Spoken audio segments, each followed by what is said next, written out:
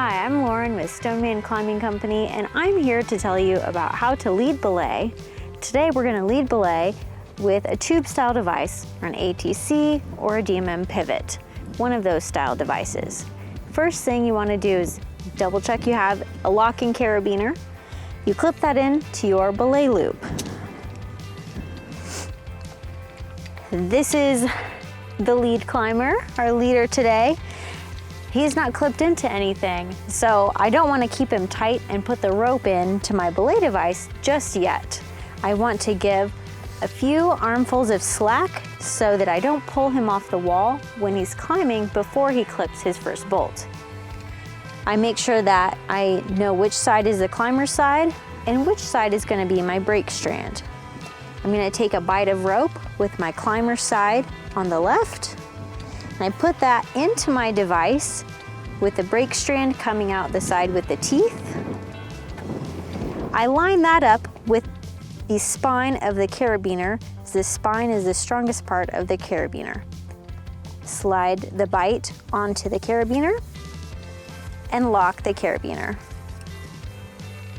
Double check that it's locked, that the climber is on top and the brake strand is on the bottom. Before the climber goes ahead, I want to make sure that his knot is double checked, that we're both safe. So he has 2, 4, 6, 8, 10 coming out the top. He's through both hard points. He's got his helmet on. His harness is nice and tight. He's got his gear for protection and his anchor material as well. The double checks for the belayer so that your carabiner is locked. Again, the climber's on the top and the brake strand is on the bottom. My harness is tight and double backed if you have a double back harness. Helmet's on and we're ready to go. On belay. Your belay is on. Climb in. Climb on.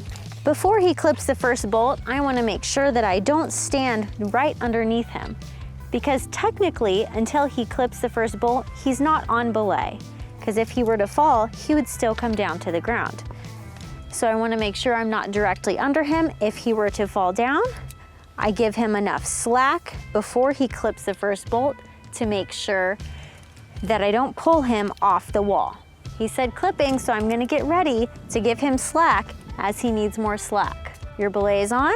I want to take in some of that slack before he continues to climb so that it's not too loose. He's still below his first bolt, so I want to make sure that I don't give him too much slack. If he has too much slack, that added with the dynamics of the rope can make him still fall pretty far towards the ground. He can go ahead and keep climbing, and as he climbs, I watch the slack in this rope. As he continues to go up, it's going to create more slack in this line until he gets above his first piece. As he goes, I pull out with my left and I slide my right hand down the brake strand.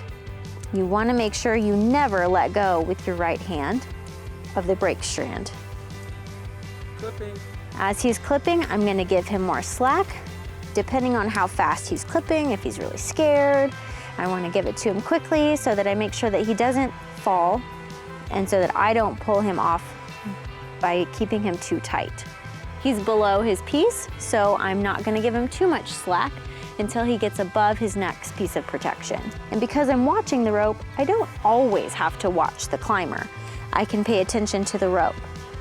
The right amount of slack is about 3 to 5 feet of slack. You don't want it to be too tight. You don't want it to be piled on the ground. You want to give it a nice smile.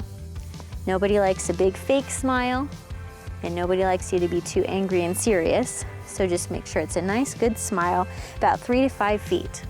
I want to make sure that I'm standing below the first piece of protection so that in case he does fall, that I have a good direction of where I'm going to be pulled into the wall. I want to stand close to the wall, not too far away from the wall, so that I can manage that distance if something were to happen. As he's climbing, I'm still watching the rope, keeping my right hand on.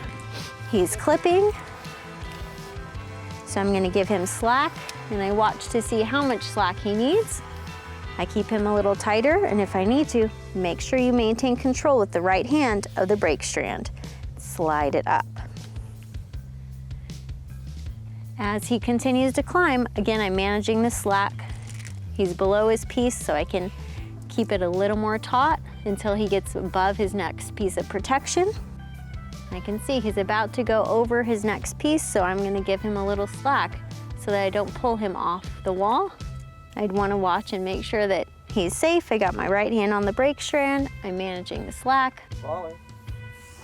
So he yelled falling, so I wanna make sure that I take out the slack as I can, and I sit down into my harness to try to minimize his fall. And I stayed right underneath my first piece of protection, so it didn't yank me into the wall. Climbing. Climb on.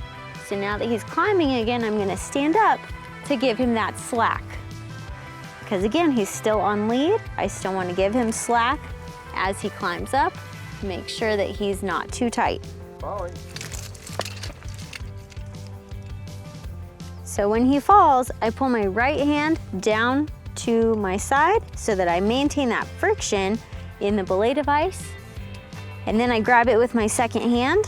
He does weigh more than me, so he did pull me up a little bit, but I can still maintain control by holding both hands on and keep sitting back in my harness, making sure I'm staying under the first piece. He's now going out of view and I can't see him anymore, so I'm gonna watch the rope. I can tell that he's climbing faster because he's pulling the rope faster. So I want to keep up that slack, especially since I can't see him. It's a safe assumption to keep this slack until you hear anything from your climber. All right, he said I can take, so I'm going to pull up, bring my hand down, grab below, and then slide my right hand up. Again, I'm going to pull and punch, grab underneath, slide my hand up to make sure that I pull the slack out and I keep him tight as he's up there.